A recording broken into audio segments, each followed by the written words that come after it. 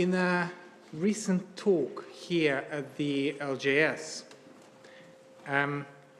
Miriam Margolis said that the best gift you can give to your children is notes at the back of photographs. And so that if it's too late for them to ask you, they can still read your notes. And to be honest, one of my regrets in my life is not asking enough questions of my grandparents. What was their life like during the war? Do they remember leaving Ukraine and living in Ukraine and moving to Russia? Who are these people in the old photo album? The most vivid memory from my time with my grandparents was when I did something wrong. I'm not going to say what, but I did something wrong, and it was wrong. And they asked me to say sorry, and I said, "I'm sorry, but it's your fault." "But I forgive you," I said. It wasn't their fault, and I should have said sorry. We all have regrets, I think, and things that we should have apologized for and didn't. And I've been thinking a lot and reflecting on a line in a Dvar Torah of a bat mitzvah, of Layla's bat mitzvah,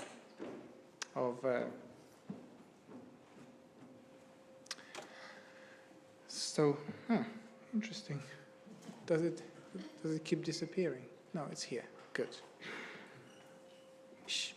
You said, Layla, when someone is the victim of something, they may feel as though they have no power, but when they forgive, they regain power and feel as if they were the bigger person.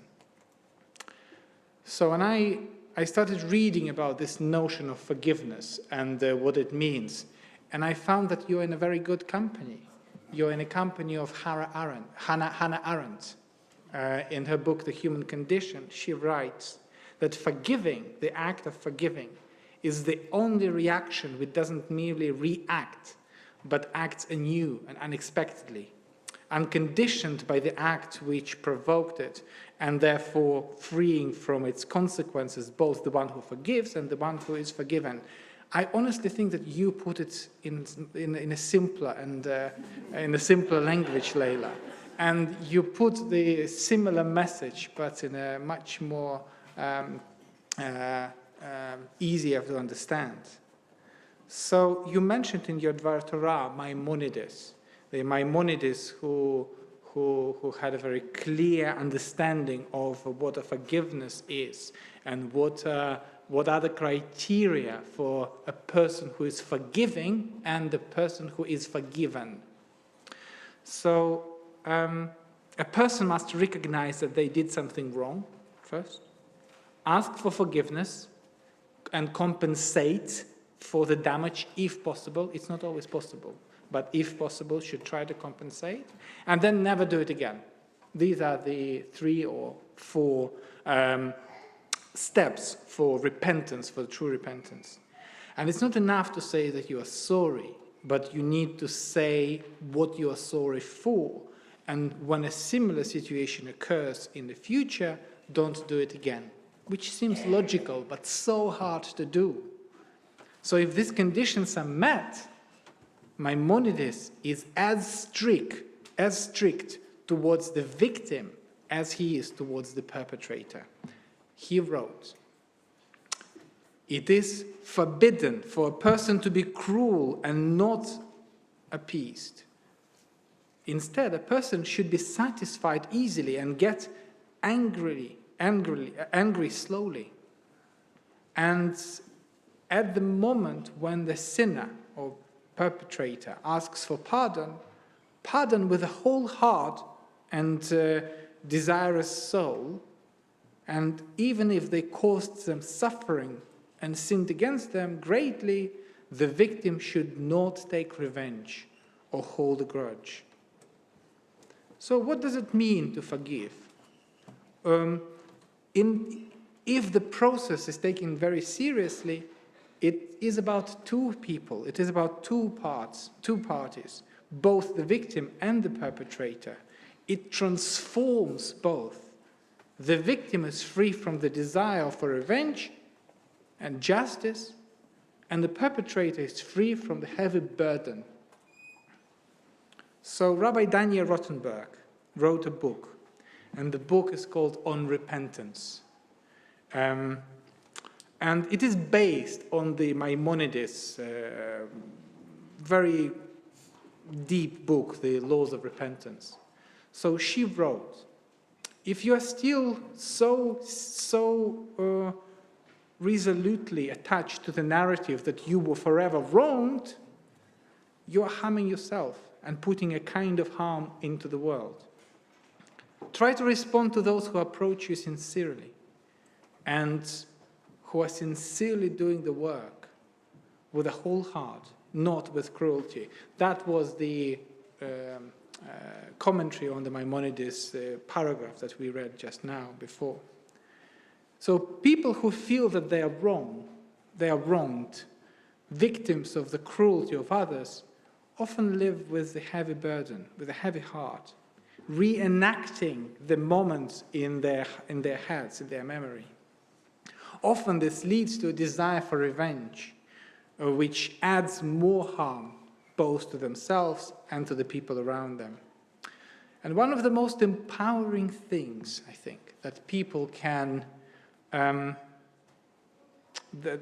a person who has experienced trauma can do is to transform their identity from trauma to from being a victim to being a survivor. And that's a very different, two different words, being victim and being a survivor. Not everybody can do it, and it's not always possible. But if possible, it transforms reality. It brings a lot of good to the world. A victim is someone who is passive, helpless, and defined by what happens to them. But a survivor is someone who is active, resilient, and defined by how they overcame what happened to them, and often helps others. The healing power of this transformation lies in the ability to reclaim one's sense of agency, self-worth, hope. A victim may feel like they have no control over their life, over their emotions, or their future. But a survivor may feel like they have choice, they have strength, they have possibilities. A victim may feel like they're damaged, broken, unworthy. But a survivor may feel like they're whole, healed, and valuable and helpful to others. A victim may feel like they are alone, isolated, misunderstood. A survivor may feel like they are connected and supported. And they help others who experience a similar trauma. So the process of this transformation from a victim to survivor is not easy, it's not quick. It takes time, sometimes years, decades. But it involves acknowledging the pain and suffering one has endured and recognizing the growth and learning that one has gained. It involves letting go of the shame and guilt that one may have internalized, but also embracing the pride and gratitude one may have developed. So repentance, asking for forgiveness, and if possible, giving forgiveness, are the first and essential steps into this process of transformation. So what's happening too often, I think, is the narrative we hear in the news and in our society is inability to acknowledge mistakes. Even the first step is often not used or ignored. So it's considered a weakness in our society today that to say sorry. But in reality, asking for forgiveness is an actual process of repentance. An actual process of repentance requires much more courage than defending yourself and pretending that you didn't do anything wrong. It's happening in too many places right now. It's happening in Israel, in Gaza, in Russia, in Iran, in Ukraine, China, and the list can go on for a long time. Too often we hear the reassurance of strength, but what we really need, I think, is the phrase, "I'm sorry." Can you imagine the world in which Benjamin Netanyahu would stand up and said, "I'm sorry for much harm that Israelis have caused Palestinians in the last decades"? Or can you imagine Palestinian leaders saying, "I'm sorry"? I can't, but it doesn't mean it shouldn't happen. Unfortunately, I can't see it happening soon in the world we live in. But perhaps when it happens, it will be the first step for real transformation and for real and lasting peace. The search for external enemies usually replaces this part. People all over the world spending a lot of time and energy trying to find a monster who puts an obstacle to a good and happy future. But instead of focusing on the inner failures and spending time reflecting on them, we look for somebody else to blame. Immigrants, social media, conspiracy theories. Instead of using our mistakes to become better, we are satisfied with the fact that others are worse. Instead of spending energy to improve ourselves, we spend resources to hide our mistakes. And we live in a world where everybody demands justice, but very few demand mercy.